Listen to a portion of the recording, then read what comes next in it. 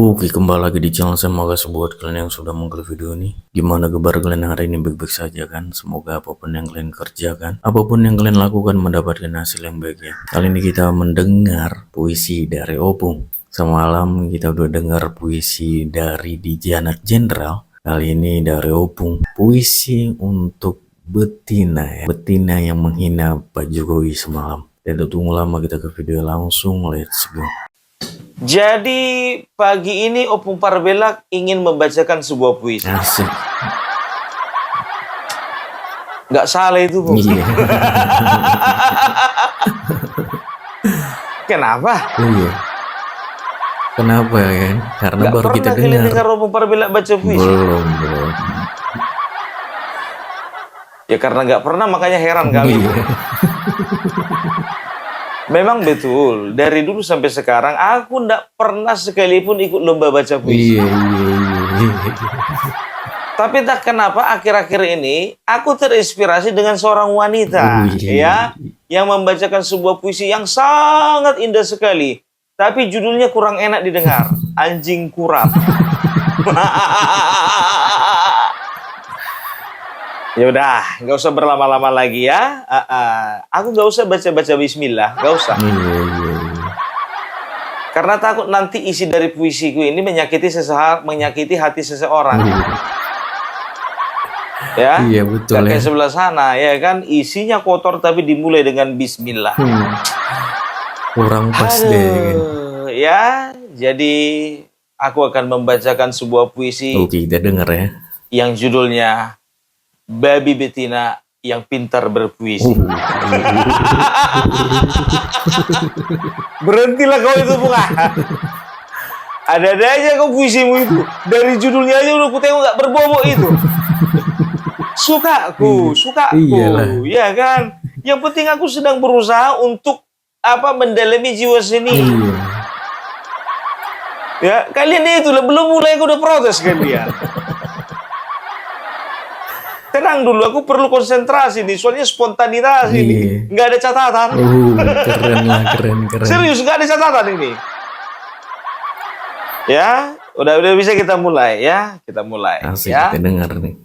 Babi betina yang pandai berpuisi. Wih. Di satu sore di pinggir kali, kulayangkan mataku. Kulayangkan pandangku ke sana kemari. Aku mendengar suatu bunyi dan sosoknya ku cari-cari. Sebentar dulu, Bung. Gak bisa ngelain lagi puisi itu, Bung. Dari pembukanya aja kayaknya gak bermutu, Bung. Dengar kalian dulu. Yalah. Udah gue ulangi lagi dari judul.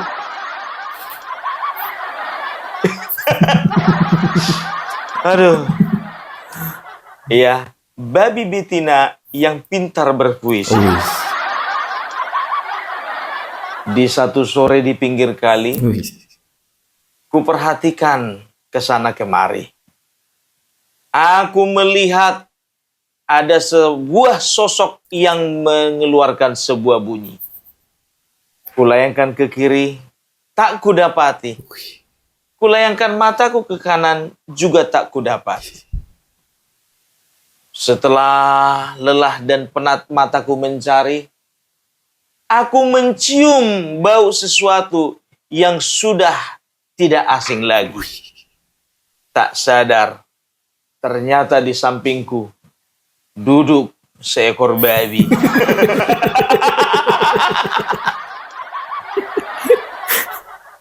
Paragraf 2.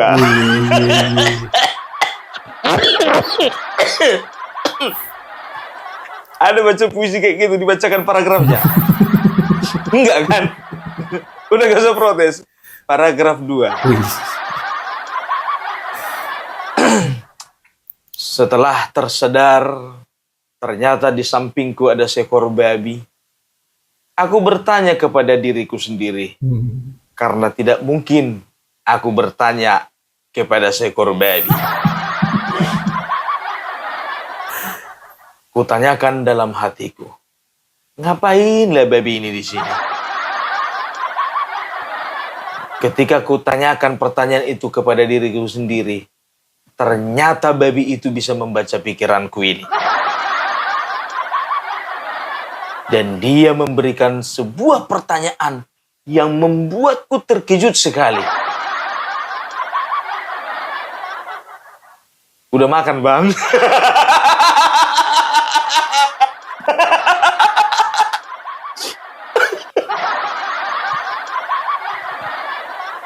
Dengan terkejut, kaget, aku menjawab kepadanya.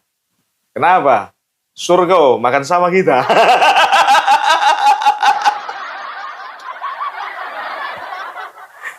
Dan aku tak mengerti kenapa pertemuan ini bisa terjadi. Di sela-sela perbincangan kami, dia membacakan sebuah puisi yang judulnya Anjing Kurap. Kudengarkan puisinya dari awal sampai akhir. Yang ada hanya caci maki terhadap seseorang yang sangat dibenci. Lalu ku ingat-ingat di dalam hati. Sepertinya aku tahu siapa yang dimaksudkan babi ini. Lalu di akhir dia membacakan puisi. Aku menegurnya dan bertanya dengan hati-hati. Babi, kenapa kau masih sakit hati?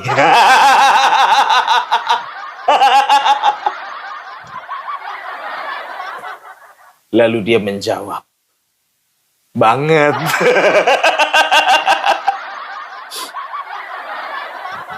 Rasa hatiku tak menerima dengan isi puisi dari seekor babi betina yang pandai berpuisi ini. Karena aku melihat, aku menyimak, dan aku menganalisa setiap baris demi baris dari puisi. Aku melihat ada sebuah rasa sakit hati, iri, dengki yang memenuhi pikiran si babi. Kuperingatkan si babi, babi, kenapa kau nggak bisa move on? Ternyata si babi protes kepadaku. Kenapa harus dia menjadi pemimpin negeri ini? Kami punya pilihan sendiri. Dan dia mengatakan pilihannya adalah yang terbaik untuk negeri. Lalu aku berkata kepada si babi, maaf babi, pilihlah pemimpinmu yang sama-sama babi. Jangan kau paksakan pimpinanmu kau bawakan dengan makhluk lain. Kalau kau babi, pilihlah yang babi. Tapi kalau kau itu tidak merasa babi, maka engkau harus memilih manusia sejati. Lalu sang babi bertanya kepadaku lagi, opung,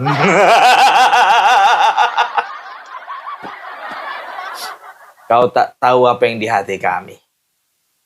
Kami beranggapan, kami berharap, dan kami hanya ingin satu nama.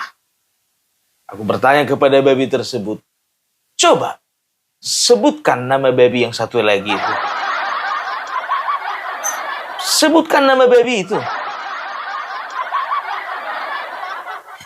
Lalu si babi menjawab, jangan paksa aku untuk menyebutkan namanya. Lalu aku bertanya, kenapa? Karena dia pemimpin kami nanti di tahun 2029, periode yang sudah menanti. Lalu aku bertanya kepada babi, sejak kapan babi bikin pemilihan?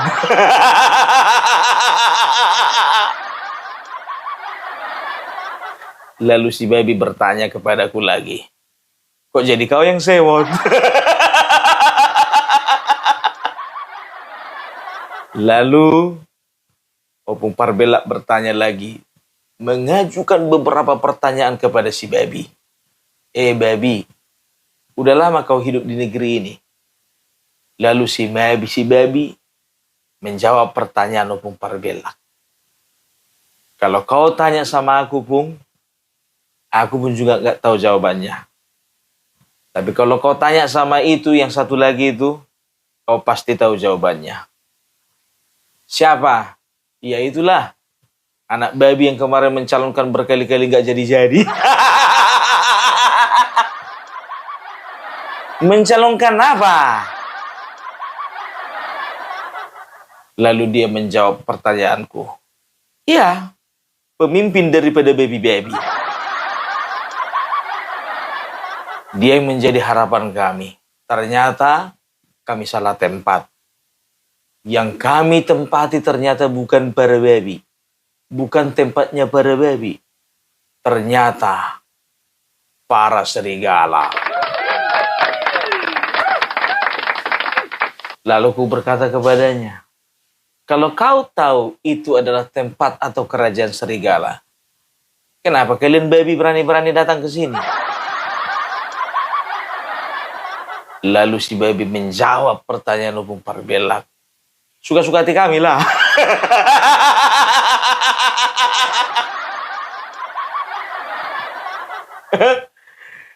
Aku marah kepada si baby. Aku katakan, baby, kau itu bikin rusak negara ini. Kau itu bikin sampah di negara ini.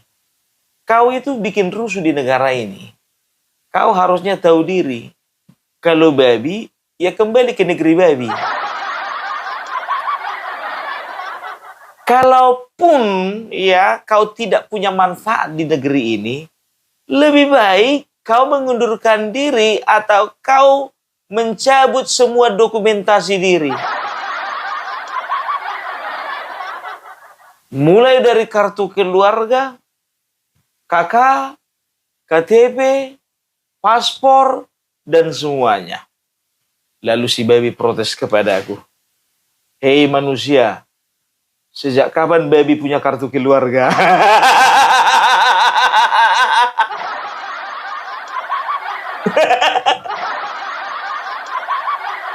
Lalu aku menjawab, maafkan aku baby.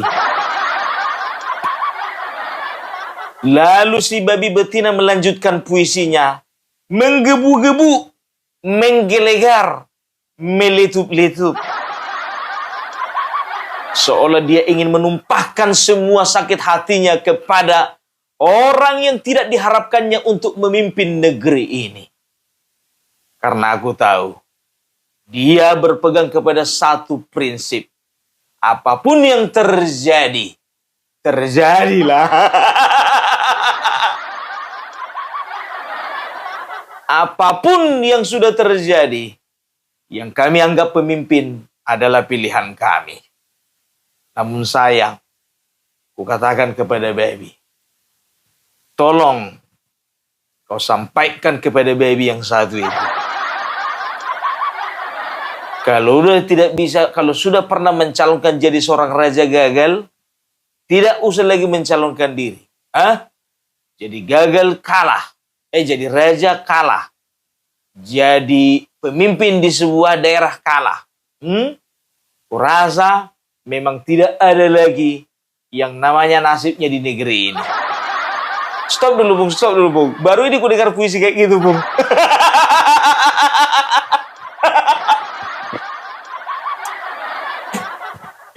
Aku sekarang begini ya, maaf ya. Aku tidak ingin sedang merusak seni sastra.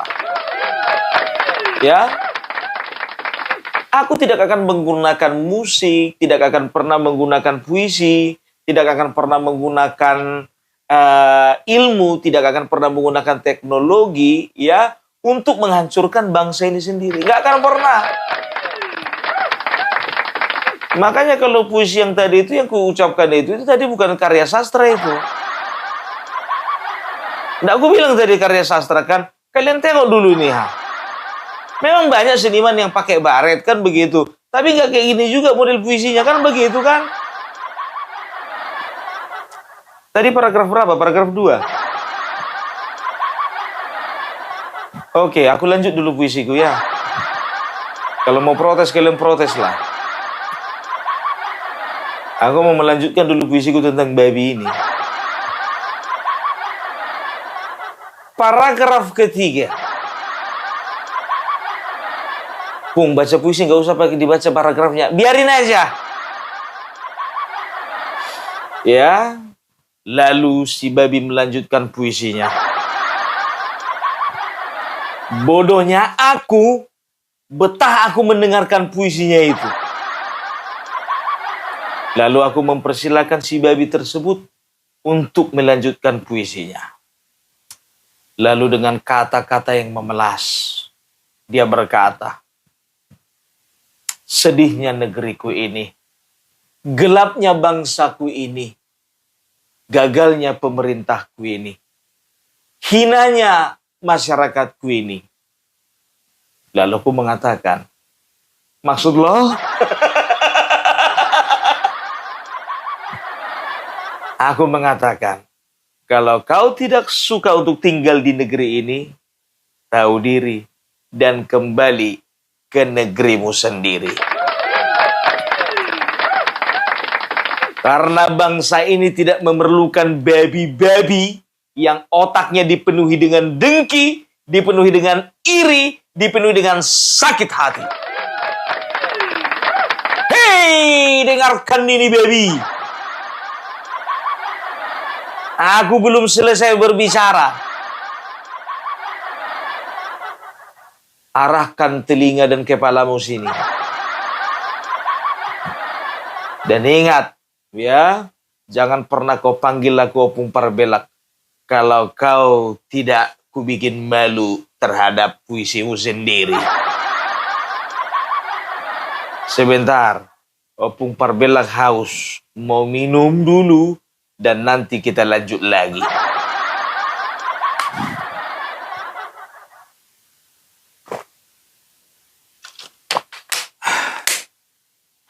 Paragraf keempat.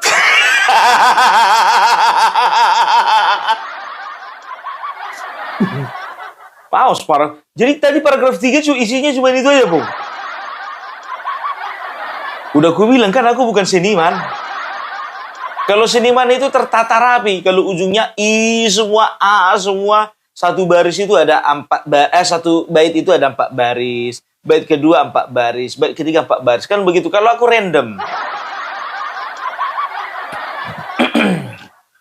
ya, jadi ternyata hati ini tak bosan mendengarkan puisi dari seorang babi, seekor babi. Lalu aku penuh penasaran dan penuh keraguan, ku bertanya kepadanya lagi. Sebetulnya kau tinggal di negeri ini asli atau pendatang? Lalu si babi menjawab pertanyaanku.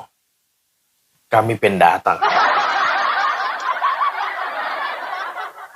Jadi kalau kau pendatang, kenapa kau rusak bangsa kami? Kalau kau pendatang, kenapa kau bikin rusuh di negeri ini? Kalau kau pendatang, kenapa kau bikin bau di bangsa ini? Lalu si babi menjawab pertanyaanku. Ya wajarlah, kami kan babi.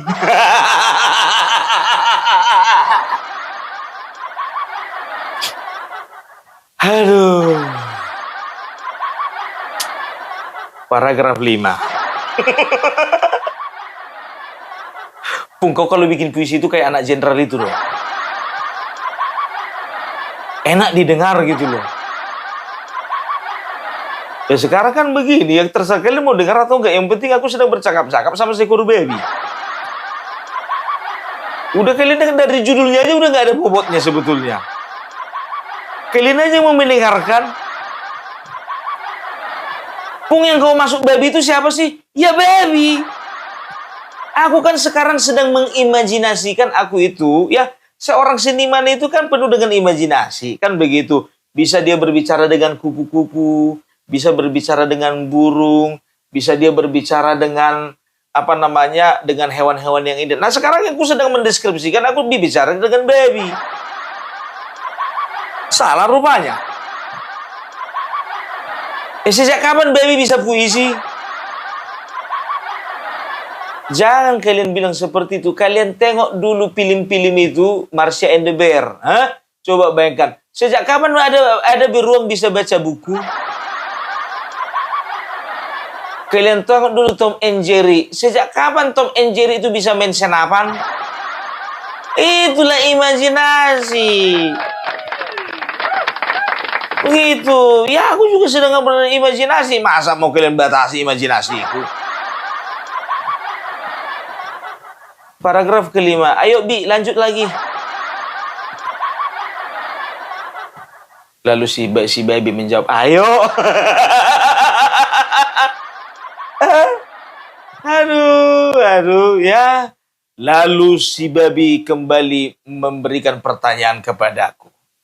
Hei Opung Parbelat, seperti apakah model pemimpinmu? Lalu aku menjawab si baby. Kalau kami manusia di Indonesia, kami merasa beruntung karena kami memiliki pemimpin-pemimpin yang punya kualitas. Kami dipimpin Presiden Soekarno. Bapak Soekarno adalah Bapak proklamator. Kami dipimpin Bapak Soeharto. Bapak Soeharto adalah Bapak pembangunan. Kami dipimpin oleh Megawati. Megawati adalah satu-satu wanita perkasa yang menjadi wanita pertama di Indonesia yang menjadi presiden. Kami dipimpin juga oleh Gus Dur, seorang pemimpin yang paling bijaksana di antara pemimpin yang ada. Kami pernah juga dipimpin oleh B.J. Habibie, seorang pemimpin yang memang cerdas dan intelek dan juga memiliki pengetahuan yang tinggi dalam bidang ilmu pengetahuan. Kami pernah dipimpin juga oleh SBY, pemimpin yang benar-benar santun, merangkul kepada rakyatnya. Dan kami paling beruntung ketika kami dipimpin oleh Bapak Joko Widodo. Pembangunan di mana-mana, harga barang stabil, impor dibatasi, melakukan hilirisasi, memperhatikan nasib orang-orang miskin. Baru pertama kali harga BBM di Papua sama dengan di Pulau Jawa. Dan kami beruntung punya pemimpin seperti Bapak Prabowo. Karena kami melihat ada penangkapan dan pemburuan koruptor di mana-mana.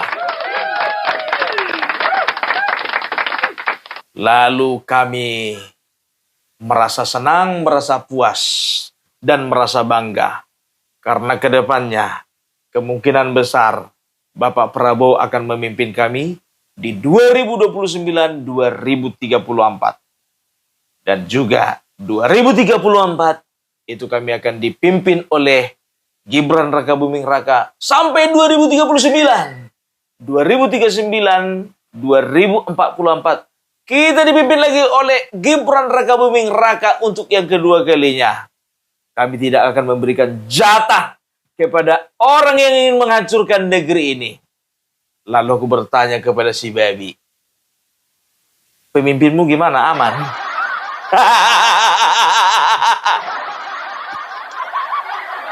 Lalu si baby berkata, kau tahu Pung, kalau bukan gara-gara curang, pemimpin kami akan terpilih.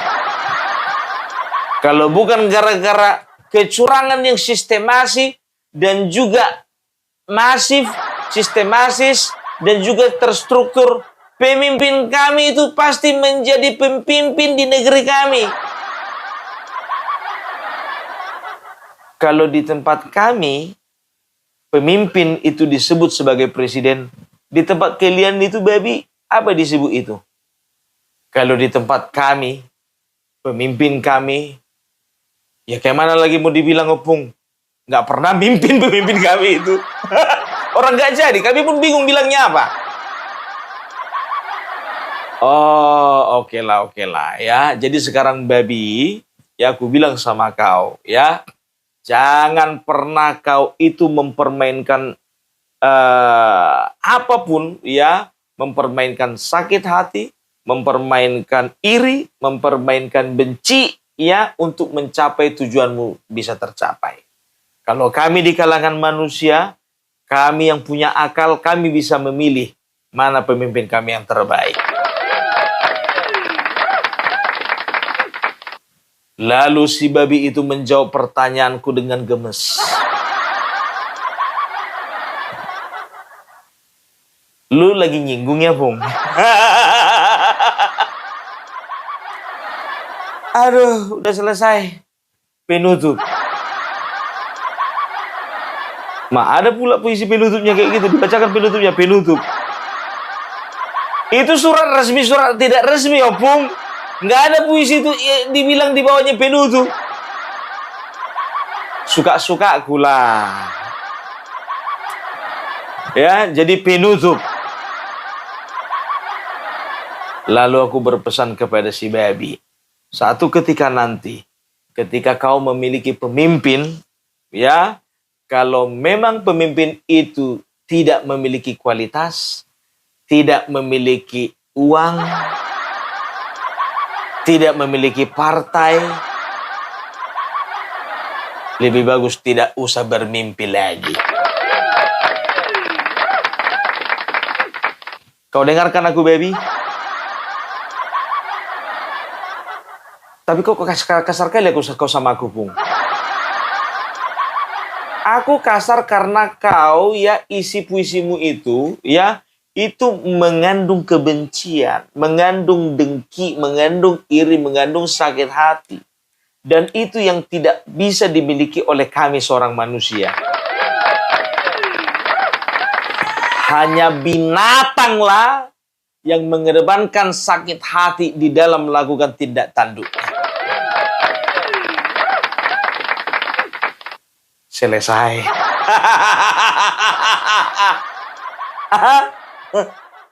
Pung, jujur aja lah, Pung, ya.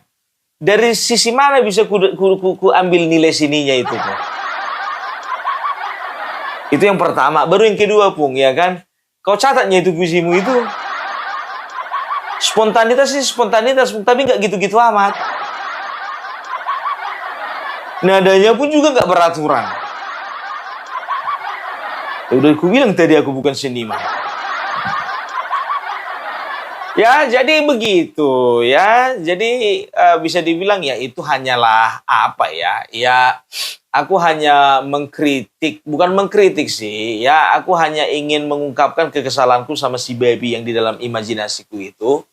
Ya, karena si baby ini pintar berpuisi, tapi dia itu tidak mengerti gitu dengan apa isi puisinya gitu. Karena puisinya itu dipenuhi dengan sakit hati. Ya, aku sedang mengimajinasikan sedang berbicara dengan seekor babi betina, kan begitu. Babi betina tersebut cantik pula lagi. Tapi gitu dia, ya secantik-cantiknya babi tetaplah seekor babi. Itu dia. Pung, kau lagi nyinggung seseorang? Enggak, aku nggak sedang menyinggung seseorang. Tidak, aku lagi sedang berusaha untuk mengimajinasikan aja sih. Tapi kok sangkut pautkan dengan anak jenderal? Anak jenderal, kenapa rupanya jenderal? Iya, dia juga lagi baca puisi. Aku nggak tahu itu. Nggak tahu apa isi puisinya juga nggak tahu. Kayaknya kau juga sedang menyinggung seseorang, Pung, yang lagi nembaki Bapak Jokowi. Nggak tahu juga, nggak ke situ arahnya, nggak. Aku hanya ingin hanya ingin meningkatkan kreativitasku aja. Berusaha untuk membuat puisi gitu kan. Aku cuma praktek doang ini sekarang praktek. Rupanya hasilnya hancur.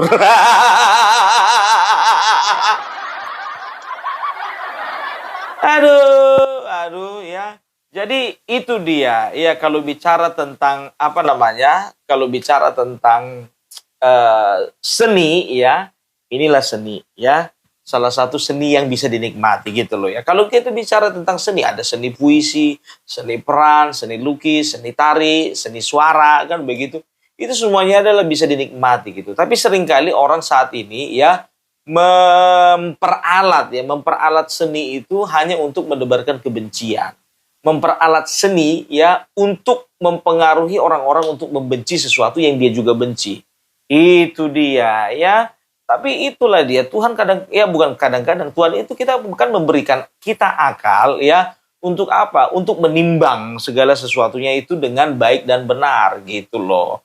Ya kalau kita berbicara persaingan, kalau misalnya kita kita bersaing gitu ya, sebagai sebuah negara atau bangsa yang beradab ya, ketika kita kalah ya, katakan kita kalah menjadi seorang gubernur, kalah kita menjadi seorang bupati, kalah kita menjadi seorang presiden, ya sudah terima. Ya terima dengan lapang dada, dan jangan pernah kita coba-coba mempengaruhi orang-orang yang tadi mendukung kita, ya membenci lawan politik kita. Nggak boleh seperti itu.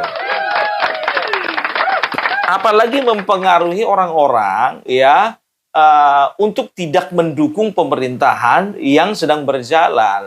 Itu nggak boleh ya. Jujur aja aku bilang, kalau kemarin bukan Bapak Prabowo ya, katakanlah ya yang jadi kemarin itu Ganjar, misalnya Ganjar ya, ya Opung Parbela dan juga teman-teman semuanya itu pasti akan mendukung, pasti, selama beliau ya menjalankan pemerintahan ini dengan baik dan benar, kita akan dukung. Kalau Anies Baswedan pun begitu juga. Kalau memang dia itu memang bisa membuat sebuah perubahan yang baik ya, membuat sebuah gebrakan terobosan untuk bangsa ini, nggak apa-apa, nggak masalah, kita dukung juga, kita dukung. Itu loh. Jadi aku nggak mengerti ya dengan sikap dari para pemilih-pemilihnya 01, 03. Sampai sekarang nggak ada habis-habisnya. Serang sana, serang sini terus, kan begitu. Orang sekarang sedang disibukkan bagaimana menghadapi tantangan yang besar ya secara global ke depannya. Bukan malah ngeributin masalah ijazah palsu lah, masalah mantan presiden lah, masalah-masalah yang bisa dikatakan kayaknya nggak produktif gitu loh ya. Coba masalah ijazah palsu ini ya, berlarut-larut kan bodoh namanya. Lihat aja siapa sih mereka sekarang itu. Mereka sekarang sedang berusaha ya untuk memframing bahwasanya kepolisian sedang membantu Bapak Joko Widodo lepas daripada jeratan hukum. Ini kan jahat ini ya. Ini jahat kalau kukatakan. Karena apa? Karena ya mereka itu sedang membuat masyarakat ya, sedang berusaha membenturkan masyarakat dengan kepolisian, sehingga ketika benturan itu benar-benar terjadi, mereka lah yang mengambil keuntungan daripada konflik tersebut. Itu dia. Sekarang beredar podcast-podcast mereka yang mereka salahkan kepolisian, Ya sekarang aku bilang sama kalian ya, terutama sama bapak-bapak, yang kami mohonkan kepada bapak-bapak di kepolisian, tindak tegas orang-orang seperti ini. Mereka bersembunyi di balik kata-kata lawyer, bersembunyi di balik kata-kata penegak hukum. Mereka bersembunyi di kata-kata di balik kuasa hukum. Padahal sebetulnya pelaku utamanya mereka sendiri. Coba seperti Marcella Santoso dan juga Ari Ginanjar itu. Mereka bersembunyi di balik kata-kata lawyer daripada perusahaan-perusahaan tersebut. Padahal pelaku ya untuk makelar kasus dan untuk menjadi mafia dalam kasus tersebut yang memberikan uang suap kepada hakim, itu lawyernya sendiri. Jadi mau dibilang lawyer itu punya imunitas ya. Itu Marcella Santoso dan juga Ari Ginanjar. Mereka lawyer daripada perusahaan-perusahaan yang dianggap merugikan negara. Tapi kenapa? Coba lihat. Bisa diangkat kan? Karena apa? Karena sudah terbukti bahwasanya mereka juga ikut andil di dalam melakukan kasus penyuapan tersebut. Nah, ini mereka juga ikut andil di dalam fitnah, ikut andil di dalam melakukan serangan kepada keluarga Bapak Joko Widodo, ikut andil di dalam membuat keadaan situasi negara dalam negeri itu kacau. Ya, jadi nggak ada istilah imunitas. Itu dia. Ya, jadi Pung, apa sih kaitannya puisimu itu sama orang ini? Nggak ada sih. Itu cuman puisiku aja, imajinasiku aja. Nggak ada kaitannya sama orang ini. Nggak ada. Aku nggak kayak gitu orangnya. Nggak. Aku itu orangnya bisa dikatakan elegan. Nggak akan pernah aku melakukan hal-hal receh untuk menyindir sebelah sana. Nggak pernah. Nggak pernah, ya kan? Cuman aku pernah lewat di berandaku puisi, ya kan? Judulnya apa itu ya? Aku lupa aku judulnya itu ya. Aduh, apa sih? Aduh, kok bisa lupa ya? Ya bacanya pakai Bismillah lagi, diawali Bismillah, tapi isi puisinya kebencian semua. Ya, jadi kayak gitu tuh, nggak suka aku gitu. Apa namanya, memperalat simbol-simbol agama, memperalat istilah-istilah agama, memperalat juga ayat suci agama. Hanya apa? Hanya untuk menebar kebencian. Sebentar pun kayaknya aku kenal deh. Ya aku nggak mau tahu, nggak urusanku mau kenal atau nggak kalian. Yang penting aku tadi itu sedang mengimajinasikan aku lagi berbicara dengan seekor babi.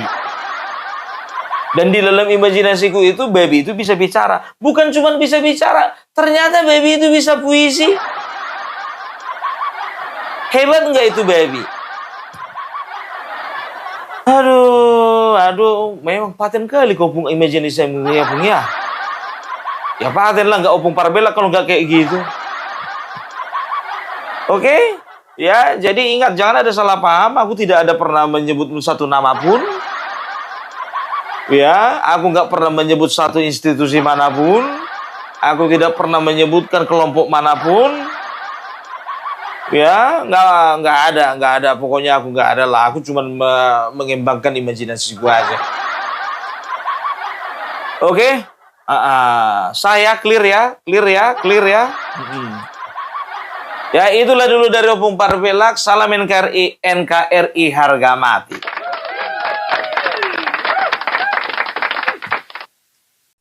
Oh gitu deh video, gimana menurut kalian, dan sampai bertemu di video saya selanjutnya. Buat